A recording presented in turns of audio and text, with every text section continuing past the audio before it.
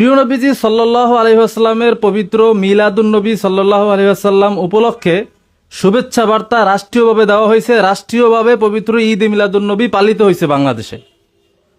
Doctor Yunus সে ঈদ মিলাদুন নবীর শুভেচ্ছা দিছে। বাংলাদেশ আর্মির পক্ষ থেকেও ঈদ মিলাদুন নবীর শুভেচ্ছা দিছে। রাষ্ট্রীয় পর্যায় থেকে ঈদ মিলাদুন নবীর শুভেচ্ছা দিছে।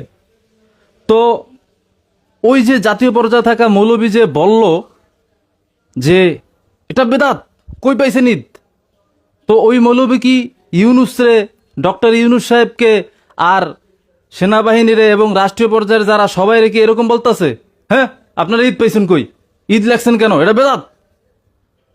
রাষ্ট্রের বিরুদ্ধে যাইতেছে সে। রাষ্ট্রীয়ভাবে পবিত্র ঈদে মিলাদুন নবী সাল্লাল্লাহু আলাইহি ওয়াসাল্লাম পালিত হয়েছে, এটার বিরুদ্ধে ওই মৌলবী সাহেব ফতোয়া দিছে, বক্তব্য দিছে। তো মৌলবী সাহেব রাষ্ট্রদ্রোহিতা করছে। তো আমি আগে ওই মৌলবী সাহেবরে রাষ্ট্রদ্রোহিতার মামলা দিব, তারপরে তোরা কি আমাকে মামলা দিবি দিস, ওটা দেখে নেব ইনশাল্লাহ।